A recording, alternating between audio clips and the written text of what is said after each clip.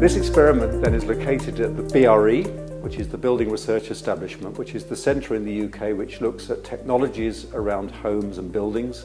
And in this particular case, we're on the innovation park where we have about 10 demonstrator homes fitted out with new technologies which enable us to experiment both with the technology and the way people react to that.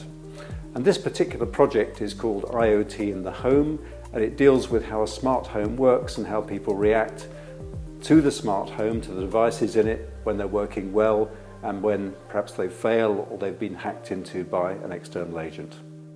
So I think the feedback from this could very effectively feed back into both the product design and the systems design of Internet of Things, networks and individual devices, but also into policy.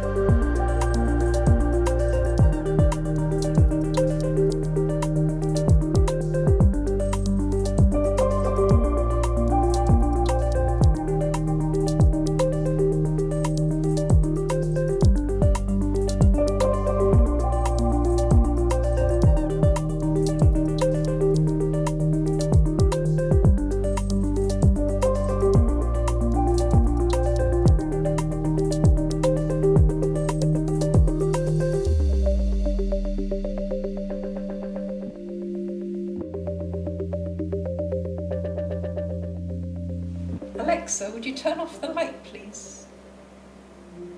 A few things share the name light.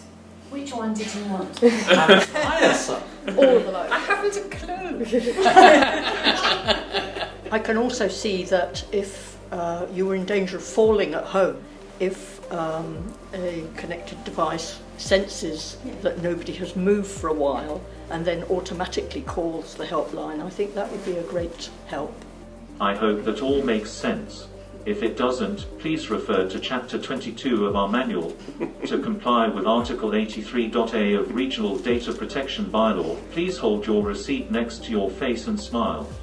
Failure to comply to this requirement may result in a less immersive experience. Well, you're talking about almost making this compulsory, aren't you? Because if you buy a television and you automatically get that, that's where I think you've got to draw the line. This is something you subscribe to and you're an adult, but I don't think it should be something that becomes standard, universal. Yeah. I don't care who gets my data. I do care about everybody else allowing their data to be used so that what we're offered is some kind of lowest common denominator.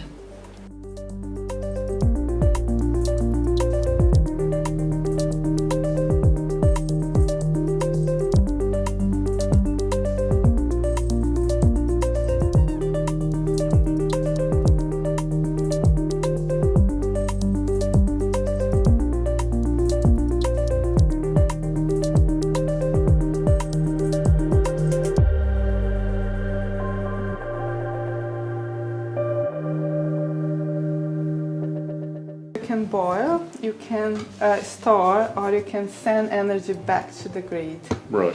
What would you like to do? Yeah, it'll only get used some days twice.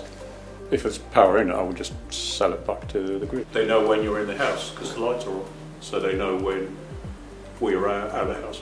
It should be possible to come up with a list of defaults that are all switched off until you slide them across to switch it on.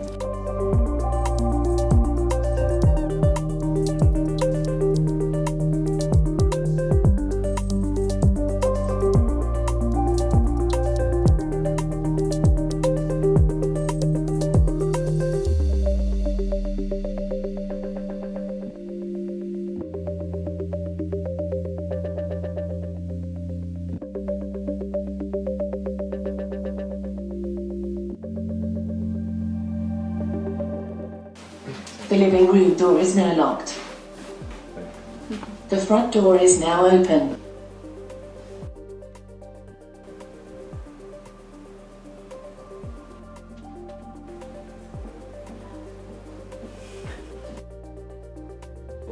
Your holiday package to the Bahamas is now booked by Thomas Cook. This will be charged to the credit card account ending 4255. Kettle's switching itself on and off. Well, I wouldn't like that. So we have collapse of systems, national grid. What if someone hacks everyone's kettle at the same time and then turns everyone's kettles on, and then the whole national grid comes down? In the future, somebody will come into your house and he will set everything up for you so it all works hunky-dory. He walks out the door and 2 weeks later it all goes wrong. You have no idea how to fix it. So what's your plan of action?